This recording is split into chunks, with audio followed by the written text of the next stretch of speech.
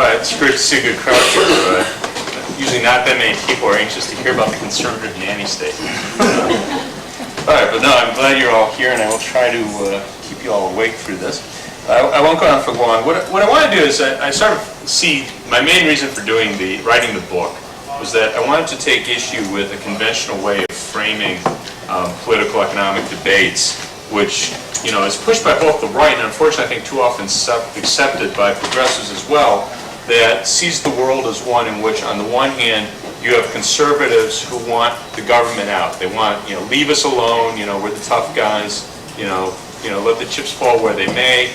If we do real well and become incredibly wealthy, that's ours, don't tax it away from us. On the other hand, if we, fall on our face, that's the way it is. Some people are going to fall on their face, that's too bad, and people feel bad about it.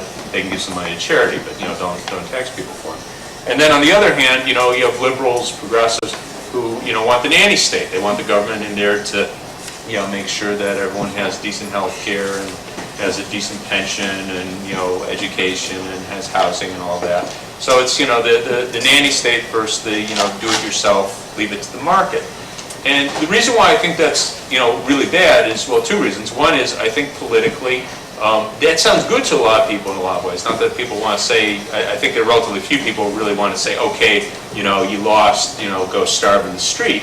But the idea, given the choice, the government or the market, I think they have a big one up on us, because I think as a, from at least the starting point, whether it's going to be a bureaucrat telling you what to do or you leave it to the market, I think most people are with the market, at least at the starting point.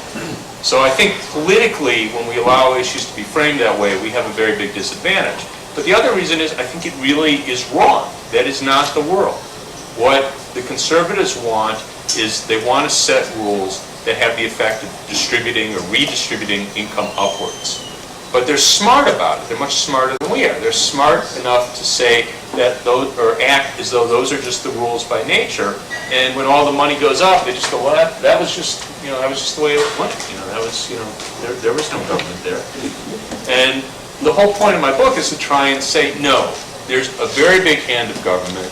It's a conservative nanny state, and what that's about is rigging the deck so that money will go upwards. It didn't just flow that way if the deck was rigged. And I'll go through a few examples. I mean, the whole book, I go chapter by chapter through different areas of the economy. But I'll just go through a few examples here. I want to talk about trade, talk about the Federal Reserve Board, and a little bit about copyrights and patents. There's three areas in which the government intervenes, in each case, to distribute income upwards. Okay? And in each case, I should also point out, in public debate, this is almost never talked about, unless you hear me blabbing on it. It's almost never talked about as government intervention. Okay, well, starting with trade. What's been the U.S. trade policy over the last quarter century? Well, to my mind, I would say first and foremost, U.S. trade policy for the last quarter century has been about putting less educated workers in direct competition with workers in the developing world. So what do I mean by that? Well, you look at an agreement like NAFTA, which I think is great as, as a prototype, a great model here. What was NAFTA about? It was about making it easy as possible for U.S. corporations to set up shop in Mexico and then to ship their goods back to the United States. Okay, there are many chapters in NAFTA that set rules on investment so that, if you're General Motors or General Electric, whoever it might be, you want to set up a factory in Mexico to produce car parts or clothes or whatever it might be, you could be assured that the Mexican government is going to protect your investment. So there are rules that they can't nationalize, they can't have exorbitant taxes, they can't put restrictions on repatriating profits. So you know that Mexico's not going to do anything to your factory. Your investment is safe. Okay. On the other side, there are restrictions that make it much more difficult for the United States ever to put up any barriers to imports from Mexico. So, in addition to just lowering our tariffs, we also can't say, well, you can't bring in the products from Mexico because they don't meet certain safety standards. I mean, it doesn't absolutely prevent that, but most of you probably know about the provisions that make it difficult for, let's say, the state of West Virginia to say, hey, the stuff that you're sending us from Mexico isn't safe. That's very, very difficult to do.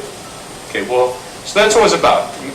NAFTA was about making it as easy as possible to for U.S. companies to set up shop in Mexico, manufacture goods there, and send them back to the U.S. So what's the impact of that? Well, the proponents of NAFTA will say, well, that allows us to get cheaper goods from Mexico. Of course, that's true. There's savings, and they're paying Mexican workers much, much less than what they would pay their counterparts in the United States, and much of that is passed on at lower prices, so it's cheaper goods from Mexico. On the other hand, obviously, it puts downward pressure on the wages of all the workers who are competing with workers in Mexico. And that just, again, just common sense. You know, one of the things that always upsets me when people talk about trade, I should say my friends talk about trade, when we say the agreements didn't work. You know, look, people are losing jobs, people are getting pay cuts. No, no, no. The agreements did work. That was the point. It wasn't. And actually, I should say that that is the theory too. I mean, so the economists that I would argue with, when they're being honest, they'll say, you know, that their honest argument would be, yes, you know, some workers will take cuts in pay, but that will benefit the economy as a whole. Will benefit. Those people will be losers, obviously, but the economy as a whole will benefit because we're getting all these goods cheaper. Okay, but keep in mind here what the trade policy was about. It was about putting downward pressure on the wages of our manufacturing workers, and this has feedback not just on manufacturing workers that are less important as part of the U.S. economy today than they were 20 years ago. We only have about a little over 10% of our workforce is manufacturing, but if you go back 20 years, it's about 17, 18%. But it has more importance than just the manufacturing workers, because manufacturing has historically been the industry that provided good-paying jobs for people without college degrees, which is still about 70% of the workforce, by the way. So when you substantially cut back the size of your manufacturing sector and also depress the wages and benefits of those who continue to hold jobs, that puts downward pressure on the wages of that 70% of the workforce that lacks a college degree. Okay, well, that was the trade policy, but there's nothing natural about that. And what I counterpose to, you know, constructing NAFTA as a way to make it easy to bring manufacturing goods into the U.S. I said, suppose we instead said, well, you know, yes, the manufacturing workers in Mexico earn much less in the U.S., so that means in principle we could get gains. That's the basic story there. We get gains from trade because an auto worker in Mexico gets paid $1 or $2 an hour compared to, you know, 20 an hour plus benefits in Detroit. Well, we could say the same about doctors, lawyers, professionals, whatever stripe. And that would be true in Mexico, India, pick your country. Okay, now, most of them aren't trained to U.S. standards, and the reason for that is they have no reason to be trained to U.S. standards. What good would it do them? Okay, it's very difficult for a doctor in Mexico, even one, you know, even if they were very well trained, to come practice in the U.S. Not impossible. I always get some economists will tell me, oh, the doctor I go and see was born in India. And I go, what does that mean? I've dubbed this the Mexican avocado theory of international trade. You know, that they found one professional that, you know, came from another country, therefore there are no barriers. So the reason why it's the Mexican avocado theory of international trade, I can go to the grocery store and get an avocado that was grown in Mexico. Does that mean we have free trade in agriculture?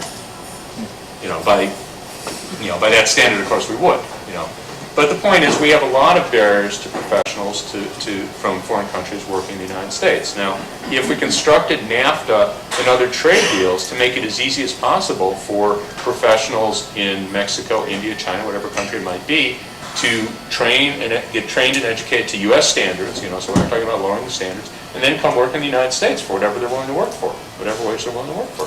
Well, there'd be enormous gains for the U.S. economy. You know, just take the case of doctors. If our doctors were paid as much as doctors in West Europe, not even talking about paying them at wages in developing countries, if they're just paid as much as doctors in West Europe, that would save us $80 billion a year. That's a lot of money, and almost $1,000 per family. Okay, but we didn't have that on the agenda with NAFTA.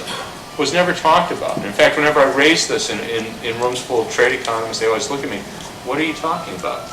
I didn't know there were barriers.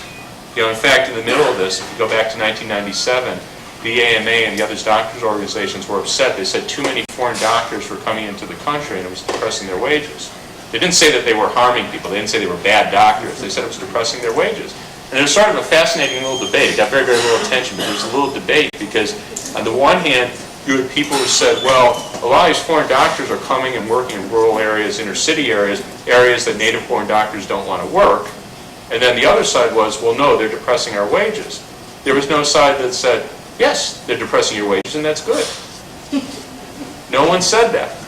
So our trade policy has been very consciously designed to put downward pressure on the wages of really large segments of the workforce. I'm using college degrees as a cutoff because I think that's appropriate. But that's, you know, basically 70% of the workforce, while largely protecting those at the top end. So it's a redistribution from those in the middle and bottom to those at the top.